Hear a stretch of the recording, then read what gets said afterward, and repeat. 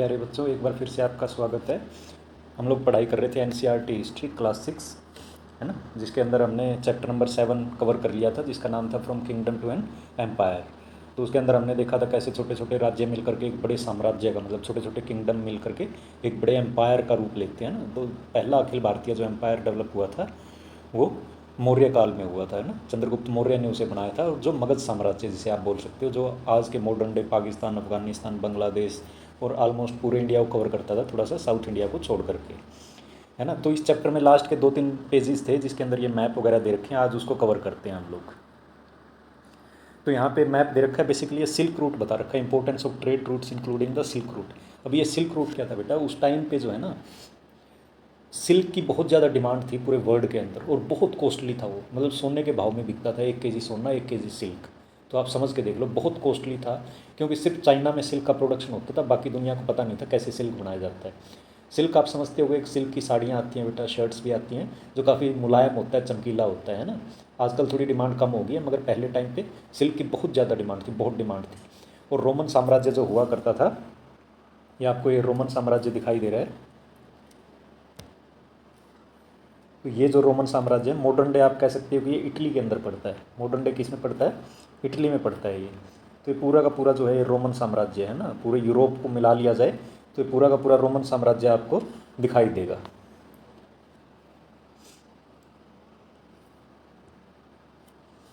तो चाइना से root, silk route start होता था। सिल्क रूट मतलब रास्ता था जिससे सिल्क जो है चाइना से व्यापारी लेकर के आते थे, फिर एशिया से होते हुए और यूरोप तक इसको लेके जाते थे। तो उस पूरे ट्रेड रूट को जो है सिल्क रूट करके बोला जाता था, है ना। मेनली उसमें सिल्क का व्यापार होता था, मगर और भी बहुत सारी मसाले हो गए बेटा, हाथी दांत या क्रॉकरी के आइटम्स हो गए, या और कोई दूसरी चीज़ें होगी, हथियार वगैरह हो गए, शराब हो गए, इन सारी चीज़ों का भी व्यापार इसी रूट से हुआ करता था। और सब जो जितने भी बड़े बड़े एम्पायर होते थे वो कोशिश करते थे कि हमारा सिल्क रूट के ऊपर कब्जा हो जाए, है ना। तो ये सिल्क रूट कहाँ से स्टार्ट होता था, थोड़ा इस मैप से हमें पता चलेगा। ये चाइना से स्टार्ट हो जाता था, यहाँ पे चाइना मान लो, तो चाइना से स्टार्ट होता था, चाइना से स्टार्ट हो जाता था, और जो है पूरे रोम तक जाता था ये चाइना से यहाँ से स्टार्ट हुआ, और ये 2 रास्तों में इधर बट गया है। एक जो इधर से होते हुए ये रशिया का, आप मान लो मंगोलिया से होते हुए, रशिया से होते हुए, आजकल ये मॉडर्न डे रशिया में और भी बहुत सारी यहाँ तजाकिस्तान, उज़्बेकिस्तान, बहुत सारे कंट्रीज़ आ गए इधर से होते हुए। एक ये थोड़ा सा तिब्बत से इधर इंडिया के अंदर घुस जाता था। इंडिया के अंदर घुसने के बाद थोड़ा सा इस रास्ते से होता हुआ ये जो है आगे की तरफ चला जाता था, है ना। यहाँ से होता हुआ ये इधर होता हुआ आगे चला जाता था। आगे कहाँ चला जाता था अभी देखते हैं। तो अभी इस मैप के अंदर आ जाते हैं। यहाँ से मैप स्टार्ट होता है ना, एक तो एक कुषाण एम्पायर अभी हम पढ़ेंगे, आधा तो इसके अंदर से होके जाता था बेटा। फिर ये पर्शिया जिसे बोलते हैं ना, पर्शिया आप समझते हो, पर्शिया मॉडर्न डे ईरान को बोला जाता है। ये भी यहाँ से भी होकर के फिर ये आगे होता हुआ और ये रोमन एम्पायर के अंदर चला जाता था, रोम में जाता था। बेसिकली रोम में सिल्क की बहुत ज़्यादा डिमांड थी, लग्जरी आइटम्स की जो है रोम वाले बहुत डिमांड थी वहाँ पे, बहुत उनको चाहते थे। उसके राजा महाराजा है जो उच्च वर्ग के लोग हुआ करते थे, है ना, इलाइट पीपल होते थे, उन सबको सिल्क की बड़ी डिमांड रहती थी। उसके बदले वो खूब सोना चांदी जो है इन कंट्रीज़ के अंदर भेजा करते थे। ये तो हमने सिल्क रूट पढ़ लिया। और ये दूसरा क्या था बेटा, सी रूट से भी जाता था। ये आप देख रहे हो, चाइना से यहाँ से निकल करके, चाइना से यहाँ से निकल करके और नीचे की तरफ होता हुआ चला जाता था, है ना। नीचे से होता हुआ और पूरा इंडिया को कवर करेगा, फिर नीचे से होता हुआ धीरे धीरे होकर के अरेबियन सी से होकर के, और फिर अफ्रीका और एशिया के बीच से होता हुआ यूरोप तक पहुंच जाता था। एक ये दे रखा है लुकिंग अहेड। लुकिंग अहेड का क्या मतलब है, मौर्यन कोई भी एम्पायर जो है ना बेटा 200-300 साल से ज़्यादा इंडिया के अंदर नहीं चला है। कुछ छोटे मोटे रहे हैं वो, थोड़ा मैक्सिमम जो आप मान लो 500 साल चला होगा, 550 साल चला होगा। तो जैसे अशोक ने पत्थरों के ऊपर लिखवा दिया था, मेरे पोते, मेरे बेटे, पड़पोते, उसके उनके बच्चे मेरी आज्ञाओं को पढ़ेंगे, उसी के अनुसार से शासन करेंगे, है ना। तो उसको क्या पता था उसके मरने के 100-150 साल के बाद जो मौर्यन एम्पायर खत्म हो जाएगा। और ऐसा ही होता है हिस्ट्री के अंदर, कोई भी ऐसी फैमिली नहीं है जो कंटिन्यूस आज तक राज करती हुई आ रही। सब जो है 200-300-400 सालों के अंदर ख़त्म हो जाती है, कोई दूसरा आकर के उन्हें टेक ओवर कर लेता है ना। तो मौर्यन एम्पायर जो है यहाँ पे कोलैप्स कर जाता है बेटा। कोलैप्स का मतलब होता है ख़त्म हो जाता है ना। Collapsed in around 2200 years ago. In its place elsewhere rose several new kingdoms in north west and in parts of north India. Kings known as Indo Greek ruled for about 100 years, है ना। जो Alexander के साथ जो Indo Greek rulers आए थे वो भी जो है वेस्टर्न पार्ट के अंदर रूल कर रहे थे। They were followed by central Asian people known as Sakas, इनको शक करके हम लोग बोलते हैं, शक हिस्ट्री में, इंडियन हिस्ट्री में इनको शक बोला जाता है। तो सेंट्रल एशिया से भी बहुत सारे लोग निकल करके आए जो इधर अपने इंडिया के अंदर घुस गए थे। तो वेस्टर्न पार्ट में आप कह सकते हैं मॉडर्न डे पाकिस्तान, पंजाब, अफगानिस्तान और मथुरा तक के इलाके में शक का साम्राज्य सेटअप हो गया था। Some of this kingdoms lasted for 500 years, तो कुछ तो जो है इनमें 500 साल तक चले, है ना। फिर लास्ट में शकों को जो है गुप्ता आए जो अराउंड 320 आप कह सकते हो एडी के अंदर आए थे। उन्होंने शक को मार करके भगा दिया और अपना साम्राज्य जो है इस्टेब्लिश कर लिया। The Sakas in turns was followed by Kushans, है ना। कुशान, शकों के बाद जो है कुशान आए, ये भी बेटा सेंट्रल एशिया से आए थे, आप कह सकते हो चाइना, मंगोलिया और इधर वाला जो पार्ट है वहाँ से जातियाँ चल करके आई थी। और बेसिकली इनका मकसद रहता था सिल्क रूट के ऊपर कब्जा करना ना। तो वो इंडिया और अफगानिस्तान, ये जो वेस्टर्न इंडिया आप मान के चलो, उसके ऊपर कब्जा कर लिया था। इनके बारे में हम चैप्टर नंबर 8 में पढ़ाई करेंगे। In north India and in parts of central India a journal of Mauryans, a journal of Mauryas named as Pushyamitra Shung set up an kingdom.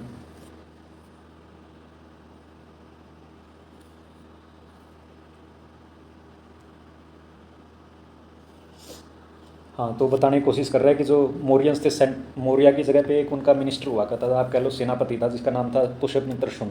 तो लास्ट जो मौर्यन एम्पायर था उसका नाम था भद्रथ। तो उसको अपनी सेना का निरीक्षण करवा रहा था और पीछे से हमला करके उसको मार देता है और अपना राज्य एस्टेब्लिश कर लेता है। तो जैसे उसके फादर का नाम था चंद्रगुप्त मौर्य, उसके नाम पे उसका जो है मौर्य साम्राज्य इसको बोला जाता था, सारे किंग्स को जो है मौर्य करके बोला जाता था, मौर्य डायनेस्टी बोला जाता था। अब उस खत्म होने के बाद जो है यहाँ पे शुंग डायनेस्टी स्टार्ट हो जाती है। ये भी कुछ टाइम तक चली, फिर उसके बाद बेटा कन्नव आ गया ना। कौन आ गए? कन्नव आ गए उसकी जगह। उस जो ये शुंग थे इनको ही मार करके भगा दिया और इनकी जगह जो है कन्नव आ गए यहाँ पे। कन्नव देखो, ये Shungas were followed by another dynasty known as Kanva dynasty and the rulers for other family still establish the Gupta empire about 1700 years ago. और इन सबको हटा करके लास्ट में जो है गुप्त आ गए, है ना। गुप्तों का साम्राज्य जो है इंडिया के अंदर स्टैब्लिश हो जाता है। Shakas who rolled over parts of western India fort several battles with Satavahana. Satavahana जो है बेटा सेंट्रल इंडिया के अंदर उस टाइम रूल कर रहे थे, बहुत सारे राजे रजवाड़ा हुआ करते थे, उसमें सातवाहन भी एक डायनेस्टी थी जो सेंट्रल इंडिया आप कह सकते हो, आंध्र प्रदेश, मॉडर्न डे मध्य प्रदेश, महाराष्ट्र, इस एरिया के अंदर वो लोग पावरफुल थे। तो इनके शकों के साथ बहुत ज़्यादा संघर्ष हुआ उस टाइम पर, है ना।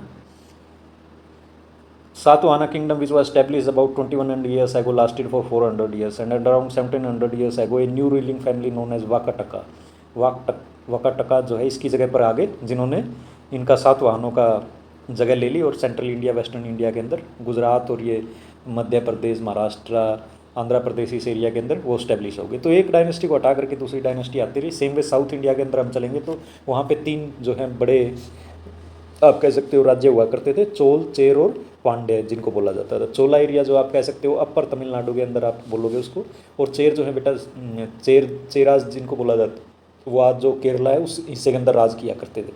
और पांड्य आप कह सकते हो पूरे डाउन नीचे कन्याकुमारी के आसपास का जो एरिया है तमिलनाडु का, मतलब जहाँ बिल्कुल इंडिया लास्ट में इंडियन ओशियन को टच करता है, वहाँ पे पांड्यास का रूल था, है ना। इन्होंने राज किया 2200 से लेकर के अराउंड 1800 ईयर्स एगो तक। 1500 ईयर्स में जो है इनकी जगह 2 बड़े लास्ट किंगडम्स ने ले ली, एक को पल्लव बोलते थे, दूसरों को चालुक्य बोलते थे। There were several other kingdoms and kings as well, we know about them from their coins and we know about them from their coins. उनके सिक्कों से हमें बहुत सारी चीज़ों का पता चलता है, और इंस्क्रिप्शंस जो उन्होंने करवाए हैं उन चीज़ों से बुक्स में भी, उस टाइम पे बुक्स भी बननी स्टार्ट हो गई थी, लिखाई पढ़ाई स्टार्ट हो गई थी, तो उनसे भी हमें बहुत पता चलता है। There were other changes that were taking place in which ordinary man and women played a major role. This included the spread of agriculture and the growth of new towns, craft production and trade. तो और भी बहुत सारी चीज़ें उस time पे develop हो रही थी बेटा, नए नए ट्रेड खुल करके आ रहे थे, क्राफ्ट्स में भी हो रहा था, है ना। Traders exported land routes, explored land routes within the subcontinent and outside and sea the West Asia, East Africa and South East Asia. तो देखो कितना ज़्यादा जो है यहाँ पे व्यापार बढ़ गया था, या आप कह सकते हो बिजनेस बढ़ गया था, एक जगह से दूसरी जगह जो है ट्रेड अभी स्टार्ट हो गया था। And many new buildings were built including the earliest temples and stupas, books were written and scientific discoveries were made. This development took place simultaneously at the same time. Simultaneously का मतलब होता है एक साथ जो सारी चीज़ें हो रही होती हैं। Keep this in mind as you read the rest of the book. ये देखो एक शक जो किंग्स हुआ करते थे उनका एक कोइन है इस टाइप का, है ना। और इसी टाइप से एक ये दूसरा कोइन कौन सा है, ये सातवाहनों का कोइन है ना, रेक्टेंगुलर शेप के अंदर है। ऐसे आप देखोगे कुशान का हो गया बेटा, इंडो ग्रीक का हो गया, है ना। ये वाला जो है इंडो ग्रीक का है, इंडो ग्रीक टोपी सी पहने बैठा हुआ है, यहाँ पे इसके राजा का नाम लिखा हुआ है। इनकी ड्रेस हमसे थोड़ी अलग हुआ करती थी। और यहाँ पे आप देख ही रहे हो कि ये जो है कुषाण का है ना, ये कुषाण कोइन है, ये वाला जो आप देख रहे हो this one is Kushan coins, है ना, ये वाला कुषाण जो राजा हुआ है उनका है। तो अभी आगे चलते हैं हम और नेक्स्ट चैप्टर की शुरुआत करते हैं जिसका नाम है विलेजेस टाउन्स एंड ट्रेड। तो यहाँ पे प्रभाकर जो है at the black Smith shop, ये जो है लोहार क्या होता है बेटा, जो लोहे का काम करता है, उसकी शॉप के ऊपर आता है और वहाँ पे कुछ चीज़ों को ऑब्जर्व करता है। क्या चीज़ें ऑब्जर्व करता है उसके बारे में अभी हम चेक करते हैं ना। Prabhakar at blacksmith shop, Prabhakar sat watching the smith at the local shop. There was a small bench on which iron tools like axes and sickles were laid out ready for sale. A bright fire was burning and two men were heating and beating metal rods into shape. It was very hot and noisy and yet it was fascinating to watch what was happening. तो कह रहे हैं black Smith की shop पे कैसे होता है बेटा, लोहे को वैसे तो आप शेप दे नहीं सकते हो, तो पहले उसको गर्म करना पड़ता है, वो मुलायम हो जाता है, तब उसको पीट के हैमर वगैरह से उसको हम शेप करते हैं, शार्प करते हैं या बेंड करते हैं, जो भी काम होता है वो इस टाइप से होता है। तो आयरन जो है ऐसा नहीं कि नेचुरली इंसान को स्टार्टिंग से मिला हुआ है ना, हमने इसको डिस्कवर किया है। जब हमने हड़प्पा सिविलाइजेशन पढ़ी थी बेटा, उस टाइम पे आयरन यूज़ नहीं करते थे, वो लोग ब्रोंज के आइटम्स का यूज़ करते थे जो काफ़ी कमज़ोर होते थे as compare to iron. Iron से आप कुल्हाड़ी बना सकते हो, जंगलों को साफ़ कर सकते हो, फसल काट सकते हो, आप प्लॉग शेयर मतलब जो हल होता है उसकी फाल पे लगा सकते हो, गहरा खोद सकते हो आप। तो आयरन आने से इंसान के जीवन में बहुत ज़्यादा क्रांति आप कह सकते हो, बहुत ज़्यादा फ़र्क पड़ा था। उसकी वजह से हमारा प्रोडक्शन, सारी चीज़ें हमारी बढ़ गई थी। तो आयरन टूल्स एंड एग्रीकल्चर में इसे क्या पढ़ा, we often take the use of iron for granted today, मैंने बता ही दिया है। Things made of iron and steel are a part of our daily life. The use of iron began in the subcontinent around 3000 years ago only, है ना। इंसान तो यहाँ पे बहुत पहले से रह रहा था, मगर जो यूज़ है आयरन का वो जो है 3000 ईयर्स से ही हमें पता चला है। जब आर्यंस आए हैं, मेगालिथिक हमने ब्यूरियल्स पढ़ा था, उस टाइम पे हमें आयरन के टूल्स वगैरह मिलने स्टार्ट होते हैं। Some of the largest collection of iron tools and weapons were found in megalithic burials, वो हमने पढ़ा था ना, पत्थर की जो कब्रें बना दी जाती थी बेटा जहाँ पे दफनाया जाता था, उसके अंदर हमें आयरन के बहुत सारे औजार मिले जो हमने चैप्टर नंबर 4 में पढ़ा था। Around 2500 years ago there is evidence for growing use of iron tools, है ना। This included axes for clearing forest, the iron ploughshare, मैंने हल बताया था, हल की फाल पे जो है, ये हल इस टाइप सी का होता है ना, इसकी फाल पे वो लगा देते हैं लोहे का, तो इससे क्या होता है, गहरी खुदाई होती है मिट्टी की, तो उससे हम अच्छी पैदावार ले सकते हैं। बीज को थोड़ा अंदर गहरा बो सकते हैं ज़मीन के अंदर और फसल उगने के ज़्यादा चांसेस होते हैं।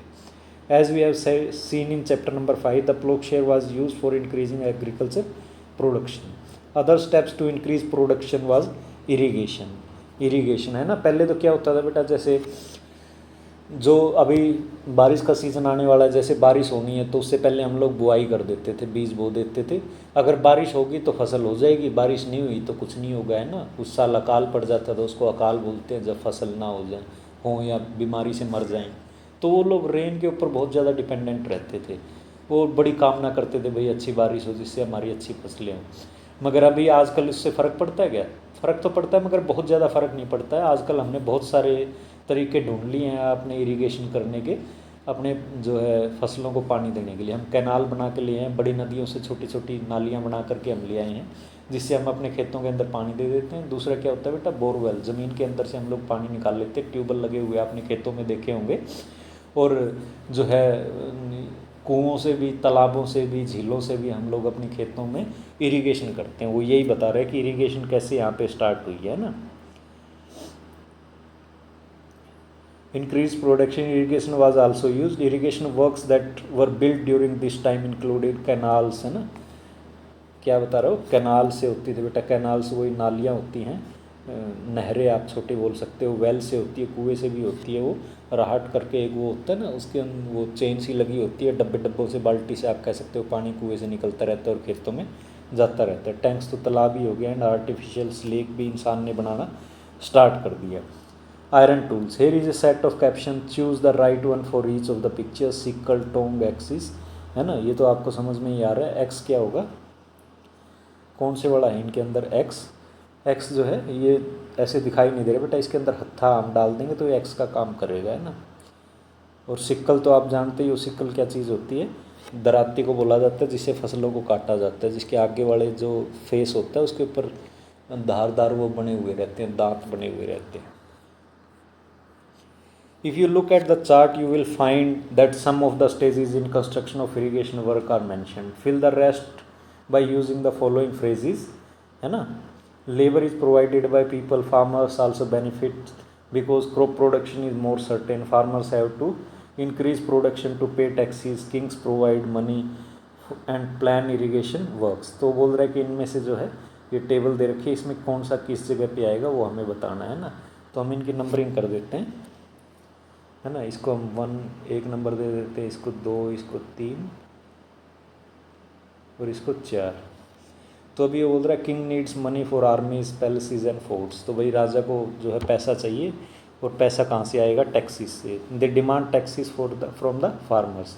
अब फार्मर्स के पास होगा तभी तो वो देंगे ना, है ना।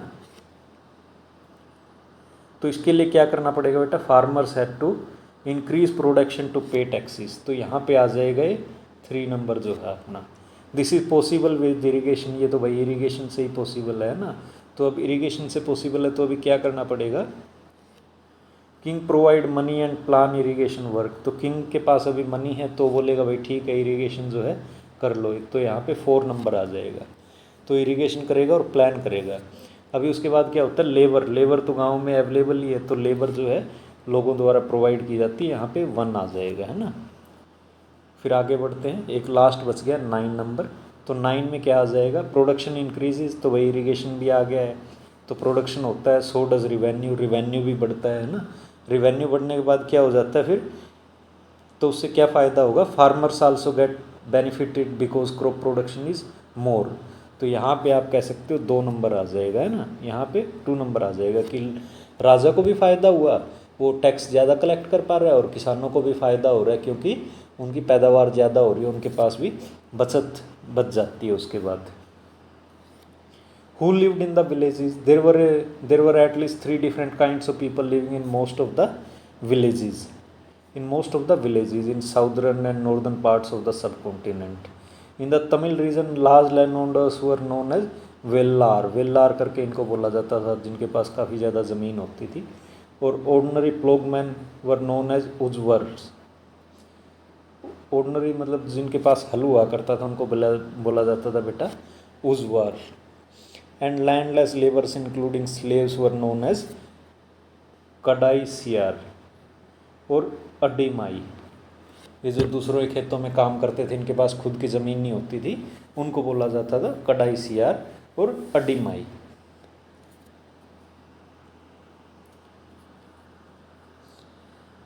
इन the northern part of the country the village headman was known as Grama Bhojaka. तो विलेज हेडमैन को यहाँ पे ग्राम भोजक बोला जाता था नॉर्थन इंडिया के अंदर। Usually man from same family held position for generations. तो ये देखो यहाँ पे इलेक्शन नहीं होता था, आजकल तो जो सरपंच के इलेक्शन होते हैं, जो विलेज हेडमैन को आजकल हम सरपंच बोलते हैं, उनके तो इलेक्शन होते हैं, हर 5 साल के बाद कोई दूसरा बनता है। मगर यहाँ पे एक जो पावरफुल फैमिली होती थी, जिनके पास बहुत ज़्यादा ज़मीन होती थी, पहले उसके फादर मुखिया हैं, फिर उसका बेटा बन गया, फिर उसका बेटा बन गया, तो जनरेशन्स में उसी फैमिली में चलता रहता था। In other words the post was hereditary. इसको हेरिडिटरी बोलते हैं, जो एक पीढ़ी से दूसरी पीढ़ी में चला जाए। बहुत कास was often the largest landowner. Generally he had slaves and hired workers to cultivate the land. तो उसके पास तो बहुत बड़ी ज़मीन होती थी, खुद तो खेती कर नहीं पाएगा, तो बहुत सारे उसके नौकर चाकर और दास हुआ करते थे। जनरली ही हैड स्लेव्स, वो तो हो ही गया। Besides as he was powerful the king often used him to collect taxes from the village. He also functioned as जज एंड समटाइम्स पुलिसमैन। तो भाई एक तो राजा उसको टैक्स कलेक्टर के रूप में यूज़ करता था, बोला ये तो तेरा गाँव है, तो यहाँ से जो है टैक्स इकट्ठा करके मुझे दे दे, तो वो काम भी करता था। और दूसरा काम क्या है, यही जज था, यही अदालत थी, और यही पुलिस का भी काम करता था। इसके पास अपने जो है छोटी मोटी सेना होती थी, वो जैसे गांव में कुछ हो रहा है, किसी को पकड़ के लाना है, कोई चोरी डकैती होगी, तो यही वहाँ पे पुलिस वाला काम भी करता था। और यही जज भी था, यही फैसले सुनाता था, इसने गलत किया, इसने सही किया है ना। तो आप समझ सकते हो फेवर भी करता होगा, है ना, आज की तरह तो है नहीं। Apart from the Grama Bhojakas there were other independent farmers known as Grihapatis. जो दूसरे इंडिपेंडेंट फार्मर्स होते थे जिनकी ज़मीन होती थी उनको गृहपति बोला जाता था। Most of whom were small land owners, उनके पास छोटे छोटे ज़मीन के टुकड़े होते थे।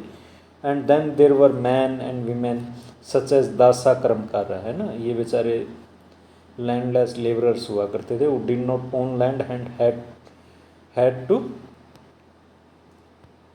Earn a living working on the fields of others. तो इनकी खुद की ज़मीन नहीं होती थी बेटा, ये दूसरों के खेतों में काम करके और अपने लिए खाना जुगाड़ कर पाते थे।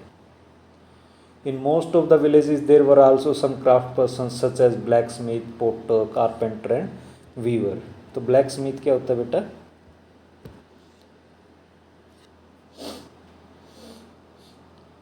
क्या होता है ब्लैक स्मिथ?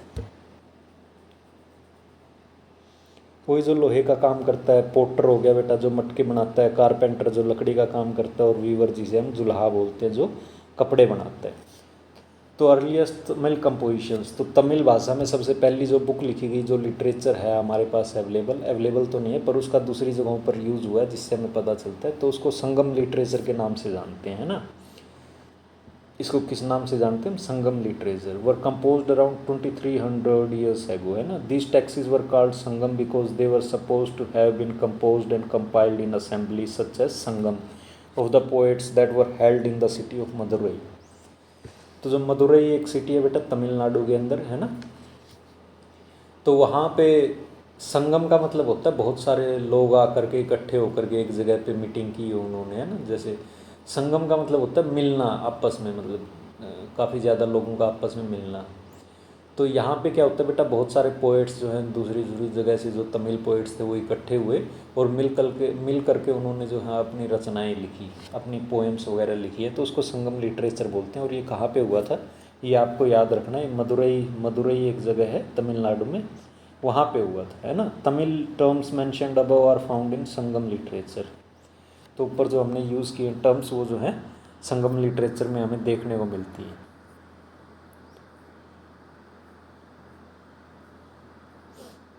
तो अभी कोइंस के ऊपर हम लोग आ गए हैं। Archaeologists have found several thousands of coins belonging to this period. The earliest coin which was in use for about 500 years were punch marked coins such as one shown here। तो पंच marks coin के बारे में तो हमने पहले ही पढ़ा था। ये इस टाइप से आप कह सकते हो कि टुकड़े हुआ करते थे मेटल के, सिल्वर के या किसी दूसरे मेटल के, उनके ऊपर एक ठप्पा लगा दिया जाता था, है ना। ठप्पे के अंदर ये आकृतियाँ उकर जाती थी। जैसे यहाँ पे आपको ये हाथी दिखाई दे रहा है, कोई दूसरा जानवर दिखाई दे रहा है, फिश की आकृति यहाँ पे दिखाई दे रही है, तो ये ठप्पा मारने से आकृतियाँ इसके ऊपर उकर जाती थी। ये इसका फ्रंट पोर्शन है बेटा, ये इसका उल्टा भाग है, रिवर्स पोर्शन है। तो यहाँ तो कुछ नहीं दिखाई दे रहा, प्लेन है ये, मगर ऊपर से इसके ऊपर ठप्पा मारा गया है। तो पंच, इसको बोलते पंचिंग ठप्पा मार देना। तो इनको पंच मार्क्ड कॉइन बोला जाता था। इंडिया के अंदर सबसे पहले इन्हीं का यूज़ किया गया था।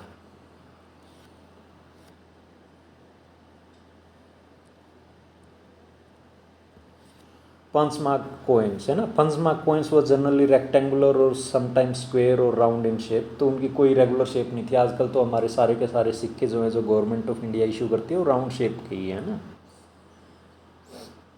इधर cut out of metal sheets और made out of flatten metal globule से स्मॉल स्फेरिकल बॉडी बोला जाता है। The coins were not inscribed but were stamped with a symbol using dies और पंचेस। तो डाइज उसी को बोला जाता है बेटा जिसके ऊपर कोई मार्क बना हुआ रहता है, उसके ऊपर उकेरा हुआ रहता है। जब उसको हम किसी और के ऊपर मारते हैं, पंच करते हैं, तो वो निशान उसके ऊपर भी बन जाता है। Hence they are called punch marked coins. These coins are found over most part of the subcontinent, remained in circulation till entire centuries। तो पंच मार्क कोइंस जो है हमारे अर्लीस्ट कोइन है और इंडिया के अंदर खूब ये जो है यूज़ में आए हैं। तो अर्लीस्ट जो है हमारे पास इन्हीं के एविडेंस हमें बहुत ज़्यादा मिलते हैं। अदर मीन्स ऑफ एक्सचेंज आपको क्या लगता है बेटा, जहाँ पे सिक्के नहीं होंगे वहाँ पे वो क्या करते होंगे, है ना। तो वो तो यही होता है। चलो इसको पढ़ लेते हैं। Read this short poem from the Sangam collection. As they carry the white paddy of their land to exchange it for the salt of others. अभी ये देखो संगम लिटरेचर में यहाँ लिख रखा है, वहाँ पे चावल होते थे, पैडी का मतलब है राइस, है ना। तो उनके खेतों में वाइट राइस हुआ करते थे जिसको वो साल्ट के लिए एक्सचेंज कर लेते थे। अब साल्ट तो आपको समुद्री इलाके में ही मिलेगा, है ना, हर जगह मिलेगा नहीं, सी कोस्ट पे ही आपको साल्ट मिल पाएगा, वहीं से साल्ट का प्रोडक्शन होता है ना। तो ये लोग अपना उनको राइस दे देते थे, उनसे साल्ट ले लेते थे, तो इनको कोई ज़रूरत नहीं पड़ी ना सिक्कों की। Crossing the long roads in the carts, तो ये व्यापार कैसे होता था उसका बता रखा है। Through sands white as moonlight, तो एक जगह से दूसरी जगह अपने जो है कार्ट्स के अंदर, घोड़ा गाड़ी या बैलगाड़ी के अंदर जाया करते थे, पूरी फैमिली को अपने साथ ले जाते थे। Who hate to be left behind, है ना, फैमिलीज भी कहती नहीं हम भी घूम के आएंगे, साथ में चलेंगे। The departure of salt merchants leave the city empty, तो जब ये साल्ट मर्चेंट चलते थे अपना व्यापार करने के लिए, तो पूरा जिस शहर में ये साल्ट वगैरह बढ़ाते थे वो पूरा खाली हो जाता था, है ना। Salt was produced painfully along the sea coast, तो क्या करते, देखा है क्या साल्ट आप लोगों ने कैसे बनता है, वो वीडियो आप देख सकते हो यूट्यूब पे, बहुत सारी मिल जाएंगी। बेसिकली समुद्र के पानी जब हाई टाइड में ऊपर तक आता है तो एक ये थोड़ी सी मेड़ वगैरह बना करके मिट्टी की उस पानी को वहीं रोक लेते हैं, पानी धीरे धीरे धूप से सूखता रहता है, तो लास्ट में साल्ट बच जाता है आजकल, फिर उसको रिफाइंड वगैरह कर करके साल्ट बना लिया जाता है। तो ये क्या क्वेश्चन पूछ रहा है, what are the merchants planning to exchange it with, वो राइस के साथ एक्सचेंज करना चाहते हैं।